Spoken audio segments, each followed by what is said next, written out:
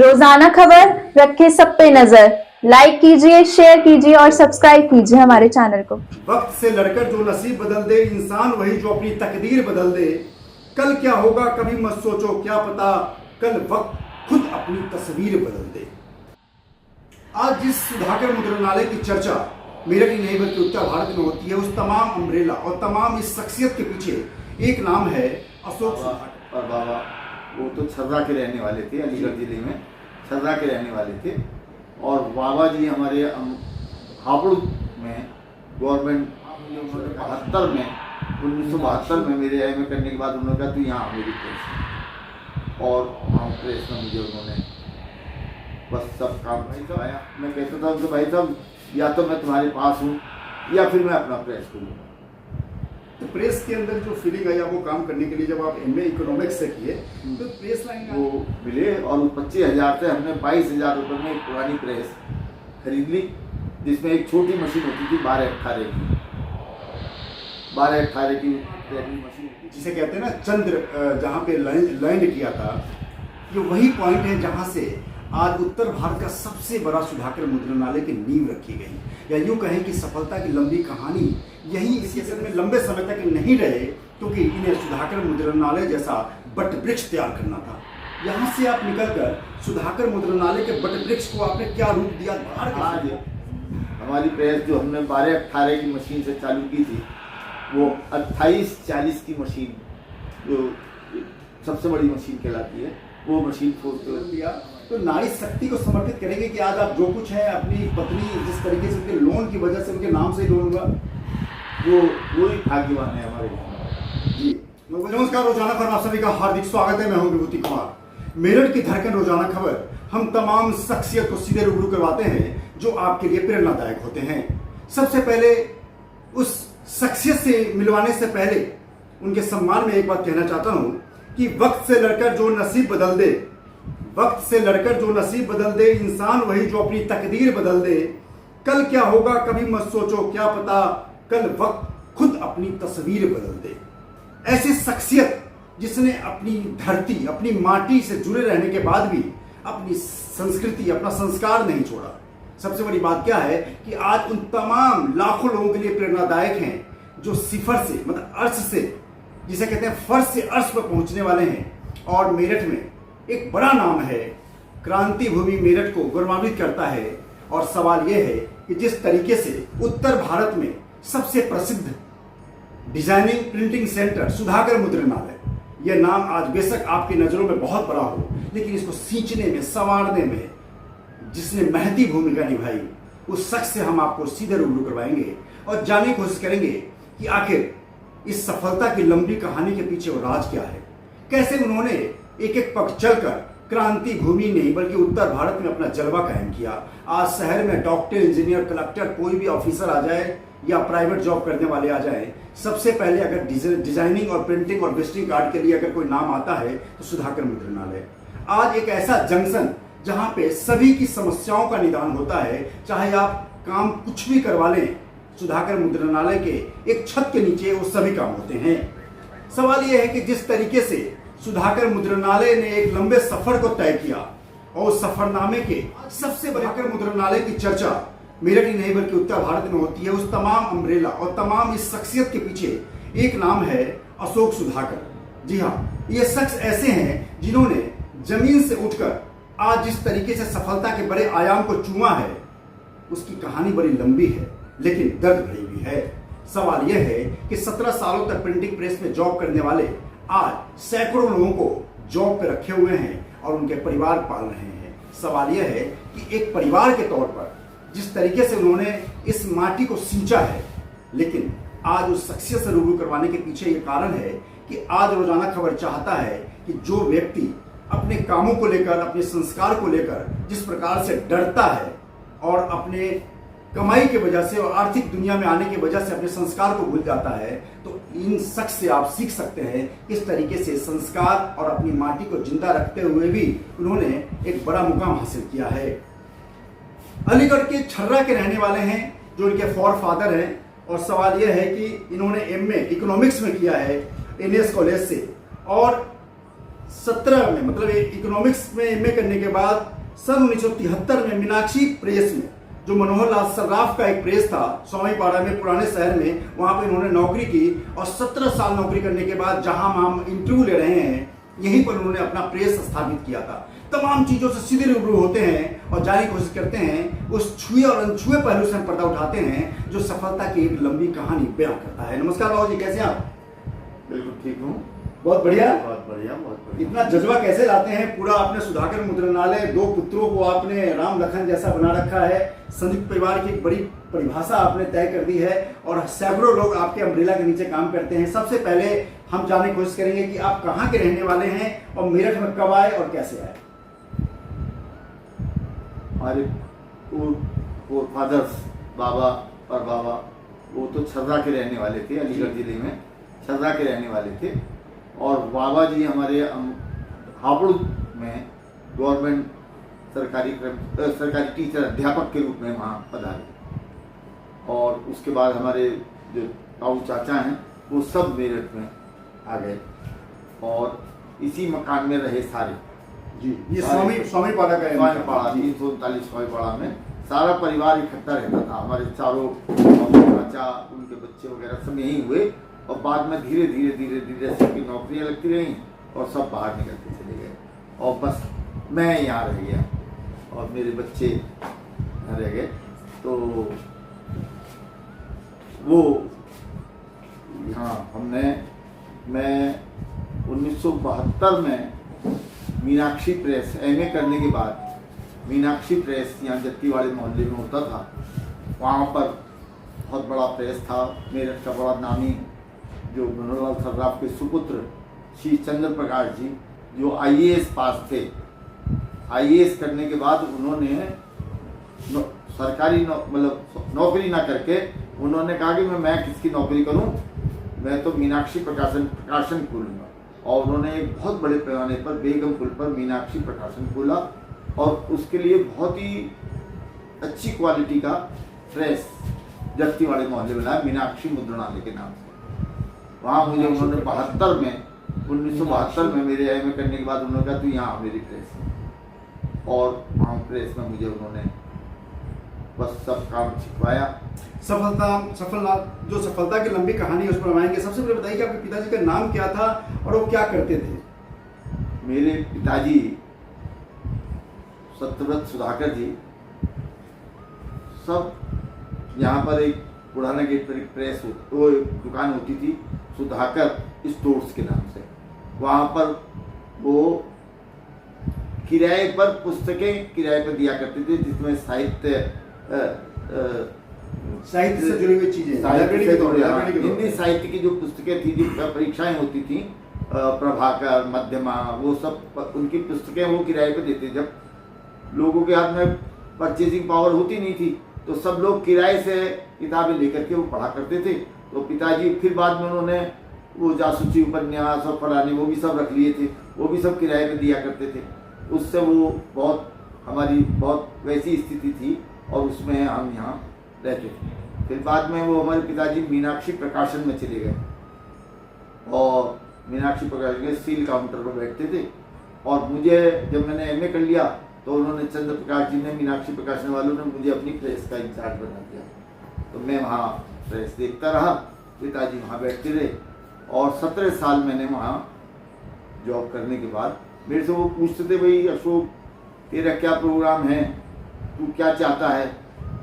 भाई साहब, मैं कहता था उनसे, भाई साहब या तो मैं तुम्हारे पास हूँ या फिर मैं अपना प्रेस खोलूँ। तो प्रेस के अंदर जो फीलिंग आई आपको काम करने के लिए, जब आप एमए इकोनॉमिक्स से किए, तो प्रेस लाइन में आने के पीछे क्या कहानी है? वो क्यों आया प्रेस लाइन में?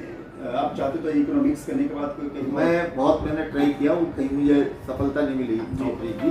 मैं बहुत जगह एग्जाम देने गया, कहीं लगी नहीं। तो फिर उन्होंने मुझे अपने पास बुला लिया मीनाक्षी प्रेस में। तो फिर मैं वहाँ करता रहा, 17 साल मैंने जॉब की।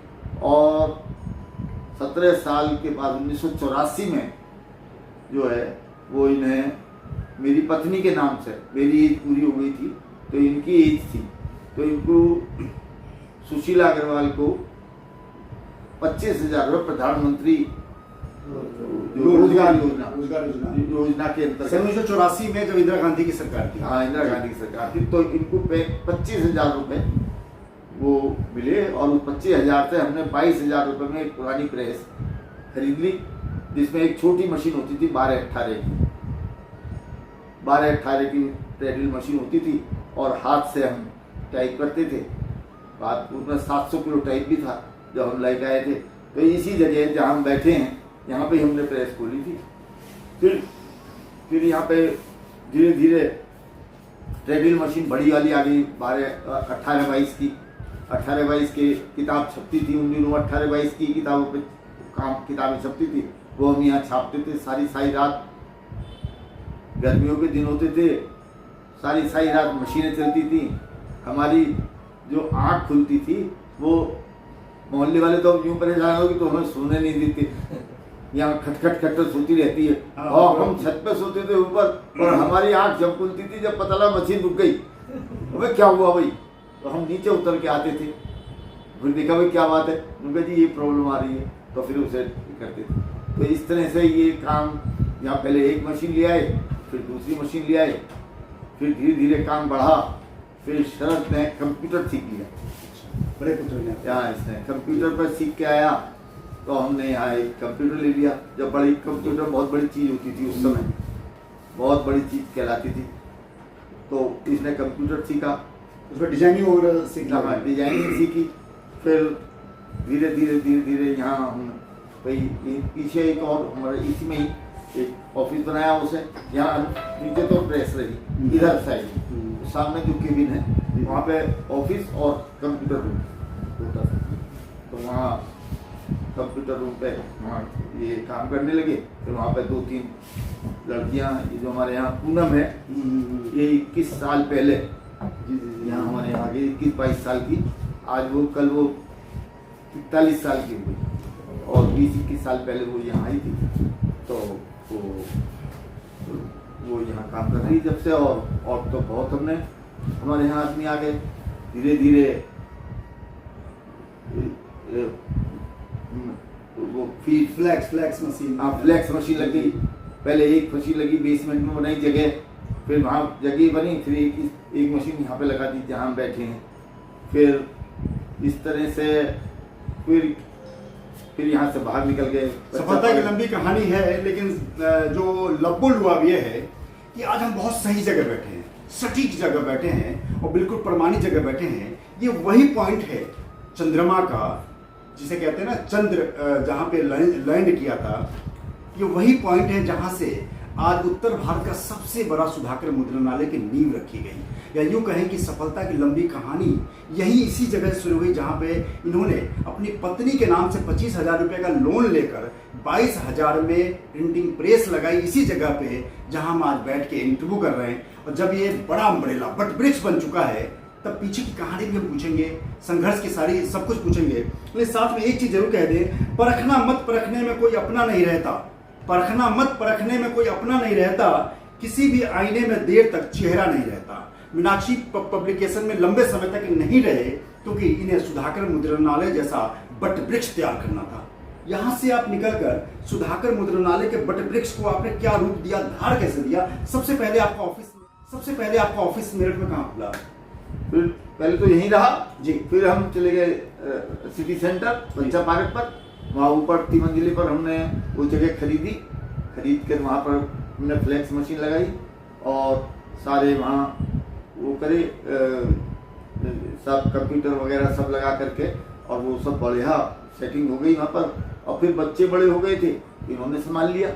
हम तो एक सहयोगी के रूप में इनका काम करते रहे, देखते रहे। ये बच्चों ने फिर आगे बच्चे बढ़ते चले गए और आज हमारी प्रेस जो हमने 12-18 की मशीन से चालू की थी, वो 28-40 की मशीन, जो सबसे बड़ी मशीन कहलाती है, वो मशीन 4 कलर की हमारे यहाँ। तो सिटी सेंटर के बाद फिर आपका मेरठ के सबसे जो मेरठ ईस्ट का बड़ा नगर है, वहाँ मंगल पांडे नगर में आपने, मंगल पांडे नगर से पहले हम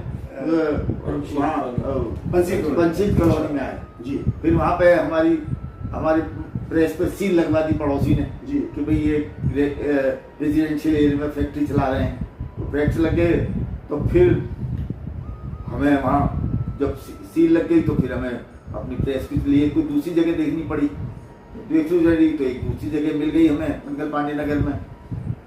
फिर वहाँ पर हमने वो बड़ा काम शुरू कर दिया और बड़ा हो गया वहाँ।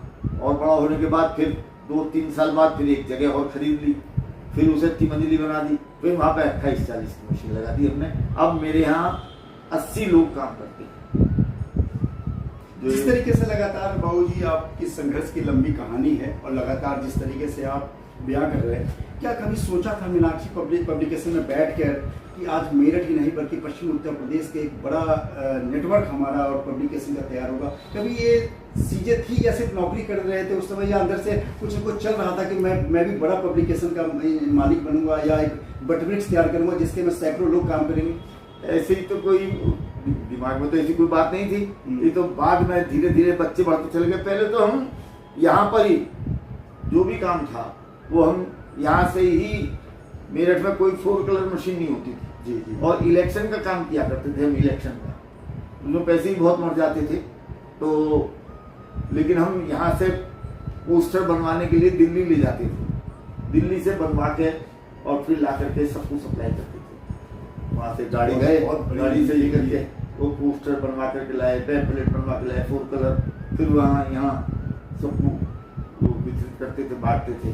तो वो सब काम, और जगह जगह हम प्रचार करने के लिए अपनी प्रेस के लिए ऑर्डर लेने बाहर भी जाते थे, बहुत दूर, यहाँ कचरौला, अमरोहा, मुरादाबाद, यहाँ सब जगह जाते थे और काम लेकर के आते थे और सब जगह वहाँ सप्लाई करते थे।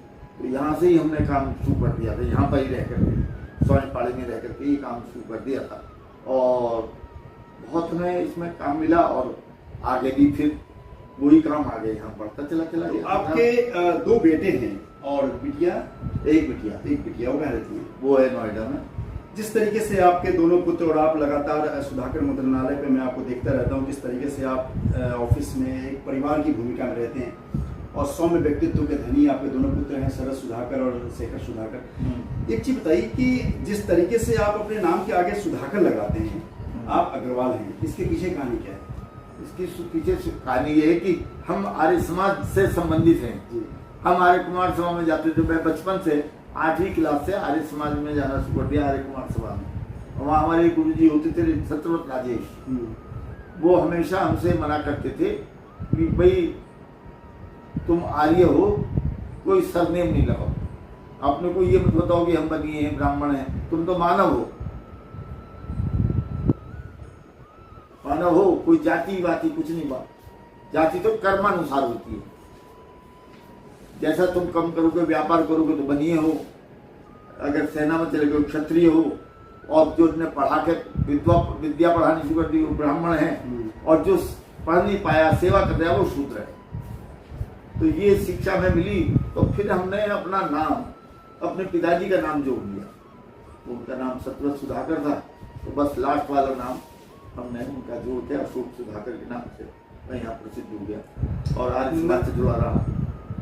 आप आर्य समाज में भी बहुत सक्रिय हैं और बहुत अच्छा काम कर रहे हैं। आपका क्या दायित्व है आर्य समाज में? अब तो मैंने सब छोड़ दिया जी। अब तो मैं 75 साल के बाद मैंने सब दायित्व छोड़ दिए। मैंने कहा मैं कोई दायित्व नहीं लूँगा, केवल मॉनिटर करूँगा, संरक्षक की भूमिका। हाँ, बस वही रहता हूँ मैं। अभी मैंने अभी जीवखाने में बहुत बड़ा जन शताब्दी समारोह हुआ, तो उसमें मुझे वित्त संयोजक का दायित्व दिया गया। तो मतलब 80 लाख का बजट था, तो 20-22 लाख रुपए मैंने अकेले ने इकट्ठे करके दिए। जीवन में संघर्ष जितना कठिन होगा, सफलता ऊंची उतनी ही शानदार होगी। इस स्लोगन को चरितार्थ किया है अशोक सुधाकर जी ने, और नारी शक्ति इनके साथ थी जिनका नाम है सुशीला सुधाकर। सबसे बड़ी बात क्या है कि अगर पत्नी, माँ, बेटी, कोई भी अगर घर में नारी शक्ति ऐसी हो जो आपके परिवार को बदलने में बड़ी और महती भूमिका निभाती हो, क्या डेडिकेट करना चाहते हैं आपकी पत्नी? अभी मैं इस इंटरव्यू में उनको भी शामिल करूंगा। जब उनके नाम से आपने 25,000 रुपये का लोन लिया, इंदिरा गांधी, वो भी नारी शक्ति थी, देश की प्रधानमंत्री थी महिला। और 1984 में जब इनको लगा कि अब मुझे एक अपना नया आयाम स्थापित करना है, नई बिजनेस स्थापित करना है, या मुझे इस प्रोफेशन में मेरठ को कुछ करके दिखाना है। अशोक सुधाकर जी के अंदर जिस तरीके से भावना आई, पैसे की तंगी आड़े नहीं आई, क्योंकि प्रधानमंत्री इंदिरा गांधी द्वारा इनको 25,000 का लोन सैंक्शन हुआ और नारी शक्ति प्रधानमंत्री थी और नारी शक्ति सुशीला सुधाकर को ही हुआ। क्या लगा कि पहले आप अप्लाई करने गए, फिर वाइफ के नाम से लोन लिया, तो नारी शक्ति को समर्पित करेंगे कि आज आप जो कुछ है अपनी पत्नी जिस तरीके से उनके लोन की वजह से उनके नाम से ही लोन हुआ, वो ही भाग्यवान है हमारे घर में। जी मैं वही सुनना चाह रहा था। उसकी या वो है, कितनी हमने सेवा करी है इस घर की, और यहाँ पर रह करके हर एक आदमी को चाय पिलाना, मतलब हम जब प्रेस यहाँ थी तो सारा ऊपर का काम, जितना भी ऊपर का काम था, पानी आना है, ये आना है, जल चाय पिलानी है, तो ऊपर ऑर्डर दिया भाई चाय ले आओ, तो 4 चाय नीचे आ गई। इनके ऊपर पूरा दायित्व था, प्रेस में भी देखती थी। और ये बोलते समय मैं नजदीक में बैठा हूँ, भावुकता साफ झलक रही है कि किस तरीके से एक पत्नी, जीवट व्यक्तित्व की धनी एक पत्नी होती है जो पति के हर संघर्ष की कहानी को बयां करती है। बेशक आपको लगता होगा सुधाकर मुद्रणालय आज एयर कंडीशनड कई ऑफिस है, उसके पीछे सैकड़ों हजारों लोग आउटपुट और इनपुट काम कर रहे हैं, लेकिन एक धुरी के तौर पर अगर किसी महिला शख्सियत ने उस संरचना को मजबूती के साथ अगर स्थापित किया है तो सुशीला सुधाकर। आप बाबूजी एक चीज बताइए, इतना बड़ा एम्पायर सब कुछ खड़ा होने के बाद प्रिंटिंग प्रेस में आज शहर में कोई भी व्यक्ति आता है, सबसे पहले लगता है कि सुधाकर मुद्रणालय में ही विजिटिंग कार्ड बनेगा, सुधाकर मुद्रणालय में लेटर पैड चलेगा, वहीं फ्लैक्स होगा। एक चीज और बताइए, क्या इंसान जब किसी कोने में मायूस हो जाता है या सब कुछ कहता है कि अब नहीं जिंदगी, अब नहीं, अब खत्म, क्या संदेश देना चाहेंगे उन लोगों को जो हिम्मत हार जाते हैं? जितना हिम्मत करोगे उतना ही आगे बढ़ोगे। और ये मेरे बच्चे रात दिन सेवा काम करते हैं। आप ये समझिए कि रात को 10 बजे आते हैं, सुबह 10 बजे जाते हैं, रात को 10 बजे आते हैं। हालांकि इनकी पत्नियां थोड़ा सा वो हो जाती हैं परेशान, लेकिन फिर भी इनका तो ड्यूटी है। और जो छोटा बेटा है, ये 10 बजे आने के बाद फिर 11 बजे खाना खाने के बाद एक बार फिर पैसे जाता है,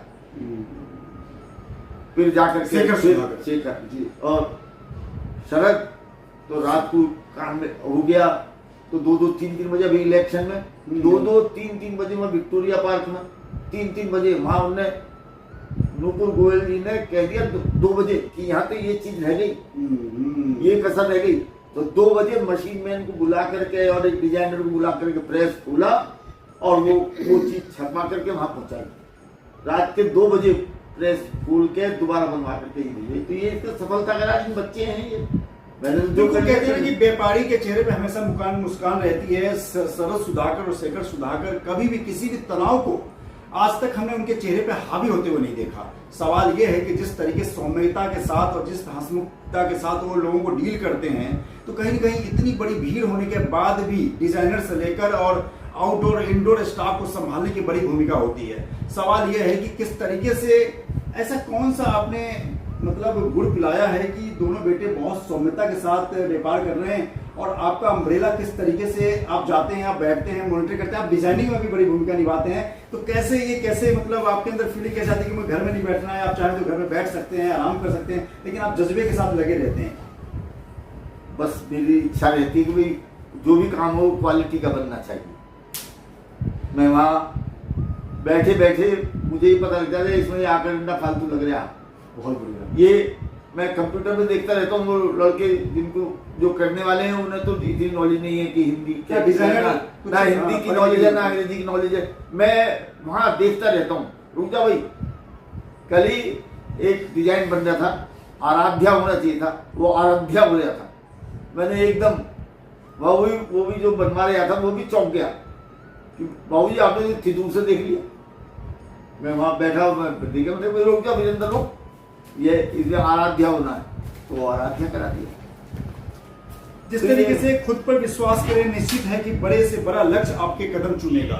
इसको चरितार्थ किया है अशोक सुधाकर जी ने, और लगातार जिस तरीके से इस बड़ी और जो कंक्रीट के शहर है, उस शहरों में अपने एक नया आयाम को, एक नाम को स्थापित करने के पीछे जो लंबी कहानी है, वो उनके कुछ छोटे से पार्ट को हमने आपको दिखाया। भावुक भी हुए, संघर्ष की लंबी गाथा होती है। जिस प्रेस में आप काम करते हैं या जहां पे आप नौकरी करते हैं चंद रुपये के लिए, फिर उसी जैसा कोई बड़ा एम्पायर खड़ा कर देते हैं, इससे बड़ी खुशी जिंदगी में कभी कुछ नहीं होती है। परिवार को बांधे रखना, परिवार को एक सूत्र में बांधे रखने की भी आज के समय की बड़ी भूमिका। हिम्मते मर्दे मददे खुदा, जो व्यक्ति हिम्मत के साथ आगे बढ़ता है खुदा भी उसकी मदद करते हैं। अगर आप कायरों की कोई मदद नहीं करता, लेकिन जीवित व्यक्तित्व के साथ जिस प्रकार से अशोक सुधाकर का परिवार इस मेरठ के क्रांति भूमि नहीं बल्कि पश्चिम उत्तर प्रदेश में एक नए आयाम को और एक आइकन बन चुके हैं, उनके सबसे बड़े प्रणेता अशोक सुधाकर तो हैं। साथ में हम नारी शक्ति को आप रूबरू करवा रहे हैं, जो अशोक सुधाकर के वटवृक्ष की तरह उस अम्ब्रेला में वो मातृश्री और नारी शक्ति की भूमिका में है, जिनकी बदौलत आज सुधाकर मुद्रणालय इस लंबे सफर को तय किया है। उस नारी शक्ति को नहीं भूल सकते कि जिन्होंने रात दिन एक करके इसी कमरे में इसी जगह पे जो प्रिंटिंग प्रेस थे, जो 10 20 50 लोग काम करते थे, उनके चाय नाश्ता तमाम चीजों को लेकर जिस प्रकार से सुशीला सुधाकर जी हमारे साथ बैठी हैं और अभी इनके बारे में बताते हुए अशोक सुधाकर जी कुछ भावुक भी हो गए थे। सवाल ये है कि जब नारी शक्ति ठान ले कि हम अपने पति को आगे बढ़ाना है, तो दुनिया की कोई ताकत नहीं जो उसे रोक दे। सवाल यह है कि जब सावित्री अमरयास से जब सत्यवान का प्राण ला सकती है, तो सुशीला सुधाकर ने उस पति का साथ दिया, जिनकी बदौलत आज अशोक सुधाकर मेरठ में एक बहुत बड़े वटवृक्ष बन चुके हैं और मेरठ में प्रिंटिंग प्रेस के एक बड़ा चेहरा और बड़ा नाम बन चुके हैं। माता जी को नमस्कार, कैसी हैं आप? मैं ठीक हूँ।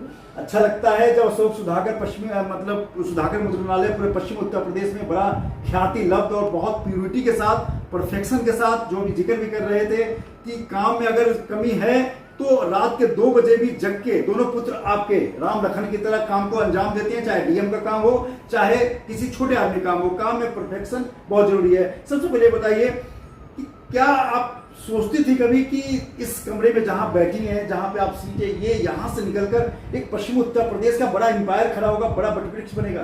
बस ये तो एक इत्तेफाक है, जो ऐसा हुआ कि ये दिन भी देखे और आज मेरे बच्चे जो हैं वो हर समय मेरा ध्यान रखते हैं और एक एक मिनट में अगर रात को जब बाथरूम के लिए उठेंगे तो देख के जाएंगे कि हम कुछ चाहिए तो नहीं, क्योंकि मैं अस्वस्थ हो गई हूँ। मैं ज़्यादा कुछ मैं खड़ी भी नहीं हो सकती, ज़्यादा मैं चल सकती हूँ। तो जब यहाँ पे माता जी प्रिंटिंग प्रेस था, आप नारी शक्ति हैं बहुत, आप है कि सारा जो एक धुरी है, एक सेंटर पॉइंट माता जी चंद्रमा पे भी होता है, जहाँ पे चंद्रयान लैंड किया था। आप इस घर की एक पॉइंट हैं। आपने उस संघर्ष में पति का साथ दिया।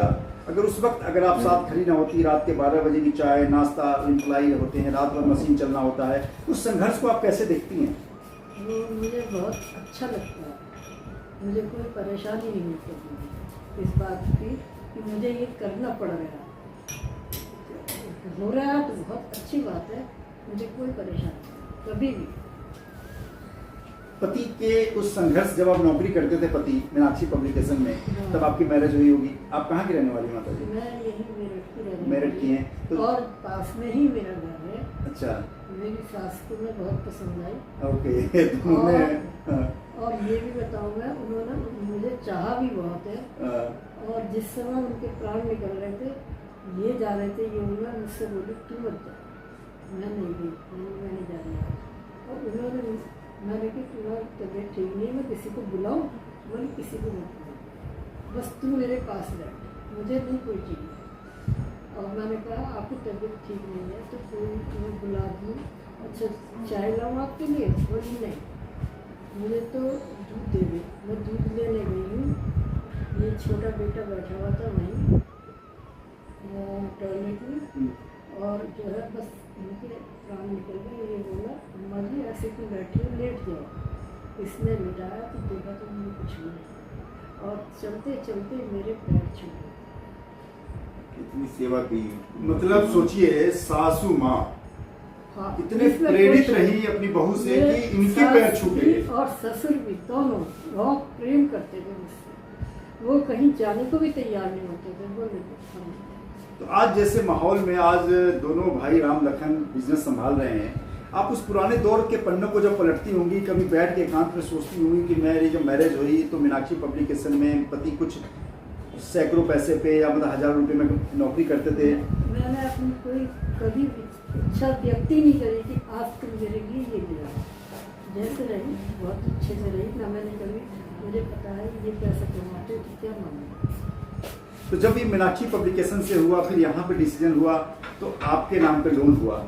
उस लोन को जिस तरीके से आज इतने बड़े एम्पायर जो खड़ा हुआ है वो उसी 25,000 की बदौलत हुआ है, इसको इनकार नहीं कर सकते। तो क्या कहेंगी कि आप उन तमाम चीज़ों को लेकर, जब आप आज सुखद क्षण में एक बहुत बड़ा एक एम्पायर खड़ा हो चुका है, सुधाकर मुद्रणालय एक लैंडमार्क बन चुका है मेरठ में, ये कभी सोचने में आया था कि एक मेरठ का सबसे बड़ा लैंडमार्क पब्लिकेशन और डिजाइनिंग सेंटर का बन जाएगा? कभी सोचने में भी नहीं आया था, लेकिन इनकी मेहनत इतनी है कि इन्होंने रात दिन कभी कुछ देखा ही नहीं। इन्होंने बहुत मेहनत, बहुत ज़्यादा मेहनत। आप ये समझिए कि साइकिल पर रख कर टाइप करवा के छपवा हो जाती थी, और जो है वो लोग किसी तरह की कोई मेहनत में कमी नहीं छोड़ते। इसलिए मैं कहता हूँ हिम्मते मर्दे मद्दे खुदा। वाकई जब आप हिम्मत करने की कोशिश करते हैं, जब आप आगे बढ़ते हैं, देखिए इंटरव्यू के पीछे, शख्सियत इंटरव्यू के पीछे वो कहानी यही होती है कि जब आप किसी न किसी कोने में डिप्रेशन में होते हैं, किसी न किसी कोने में आप लाचारगी बेचारगी जी रहे होते हैं, तो ऐसी शख्सियत का इंटरव्यू एक बार खोल के देख लिया कीजिए, क्योंकि मरने के लिए तो जिंदगी है, जीने के लिए तो हिम्मत है। सवाल यह है कि अशोक सुधाकर जी ने साइकिल पर और दाना फिट करके और शब्द फिट करके वो प्रिंटिंग प्रेस को चलाया, और आज लाखों करोड़ रुपए का इनके पास एडवांस मशीन जापान और जर्मनी की होगी और तमाम चीजें हैं। सवाल है कि हिम्मत करने के लिए आपके पास अंदर से जज्बा होना चाहिए, और जिंदगी खत्म करने के लिए तो किसी की बात भी काफी होती है। माता जी, चलते चलते आप क्या संदेश देना चाहती हैं मेरठ वासियों को, क्या कहना चाहेंगी? बस मैं तो यही कहूँगी कि जैसे मेरे बच्चे हैं, जैसे मेरे पति हैं, ऐसा मेरे ख्याल से कोई मिलेगा। आप ये समझिए कि किसी भी समय मेरे ख्याल से महीने में 2 बार तो MRI होता है। कभी बच्चे नहीं अलकसाते जरा भी, एकदम लेके डॉक्टर के पहुँचते। तो माता जी, आप नारी शक्ति हैं, और आपकी बदौलत ही ये लोग इतनी है आगे। सबसे बड़ी बात है कि देवी के रूप में आप घर में हैं, तो उस देवी को कैसे इनकार कोई कर सकता है? बस यही है कि इतना मुझे इन बच्चों से प्यार मिल रहा है, बहुओं से प्यार मिल रहा है, सब दुख कम हो जाता है। सब दुख कम होता है। बिल्कुल, जिस तरीके सुधाकर मुद्रणालय की लंबी कहानी, एक लंबे सफरनामे, और जो ख्याति, जो नेम फेम आप देखते हैं मेरठ में, जो एक ख्याति लब्ध प्रतिष्ठान देखते हैं, उसके पीछे की कहानी बेशक दर्द भरी रहती है, लेकिन अब जो सुखद क्षण आया है, उनके पीछे कहीं न कहीं ये 2 पिलर मौजूद हैं, जो अशोक सुधाकर और सुशीला सुधाकर। सुधाकर मुद्रणालय के 2 बट वृक्ष हैं, जिसके अम्ब्रेला के नीचे, जिनके छाये के नीचे आज सैकड़ों हजारों लोग काम करते हैं, डायरेक्ट और इनडायरेक्ट। लेकिन सवाल यह है कि जिस तरीके से आप कहीं पे जॉब करते हैं, अगर वहीं से अगर आपने हिम्मत करके उस प्रोफेशन को अगर आपने अपने बिजनेस ग्रुप में अडॉप्ट कर लिया, तो आने वाले कल में आप अशोक सुधाकर और सुशीला सुधाकर जैसे सुधाकर मुद्रणालय और किसी भी व्यापार के आप मालिक बन सकते हैं। चलते चलते इस सवाल और जवाब का दौर है। हम अशोक सुधाकर जी से एक आखिरी बात पूछेंगे, लेकिन सवाल यह है कि इंटरव्यू के पीछे की कहानी यही है कि रोजाना खबर मेरठ की धड़कन है। हम चाहते हैं कि ऐसी शख्सियत को आपसे रूबरू करवाया जाए, जिससे प्रेरणा के साथ साथ आपको अनुकरणीय बात सुनने को मिले कि आप अगर हिम्मत हारते हैं तो हिम्मत ना हारें, क्योंकि हमेशा अस्त के बाद सूर्योदय होता है। बाबू क्या रोजाना खबर रखे सब पे नजर। लाइक कीजिए, शेयर कीजिए और सब्सक्राइब कीजिए हमारे चैनल को।